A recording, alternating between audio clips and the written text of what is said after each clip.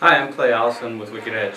What I've got in my hand here is a round knife used in leatherwork, and a customer sent this in wanting to know if the Wicked Edge could sharpen it. There's a lot of knives of this design or similar design, head knives and round knives used in leatherwork.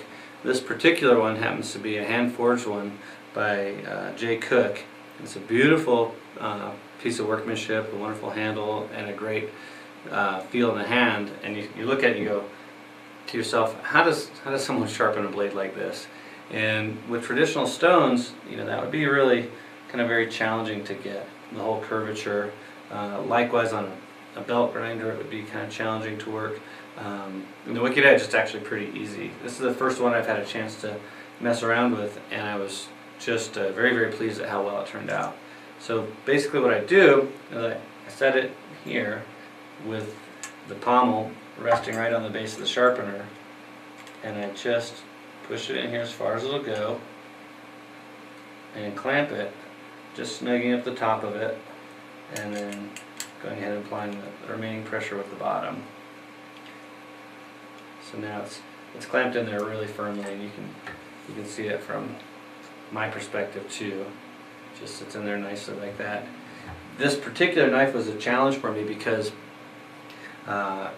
everything was hand done on it, including the forming of the actual edge, and so it just slopes all the way down the flat of the blade out to the edge in a long curvature, kind of a convex, but just sort of really its own thing based on the way that the maker made the knife. So replicating it's basically impossible, even on a flat stone or with a strop.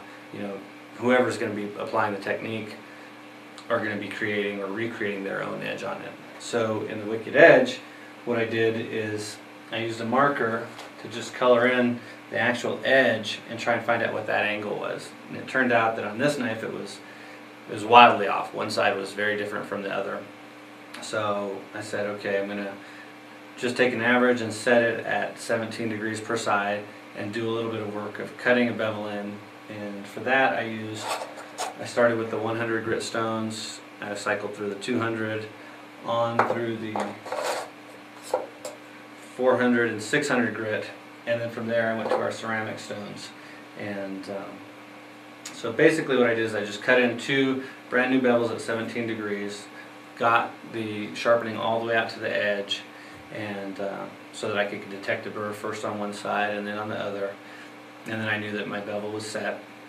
I went ahead and I polished it, and then I went back in stages from 17 degrees on down through the various degrees back to about 11 degrees, so I could just blend that flat surface into my bevel, creating basically a convex edge and not quite a fully Scandinavian grind, but something close to it. You can still see a slight transition zone here where the bevel starts, but I've sort of scaled that way back on the shoulders.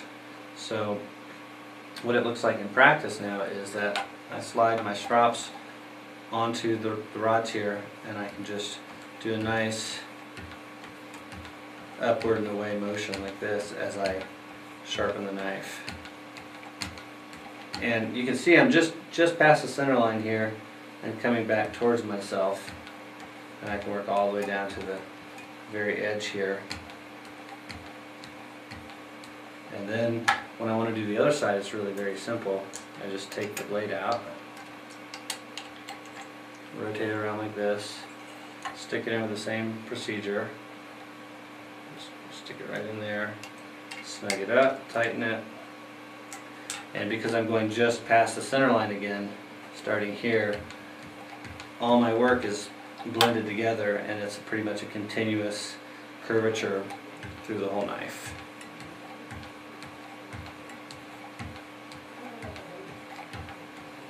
And this thing is now, you can even hear it sing when I run my finger across. It's just screaming sharp.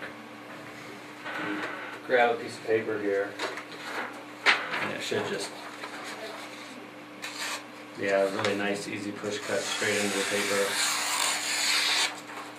just like that. So that's how you deal with a round knife or a head knife on the Wicked Edge.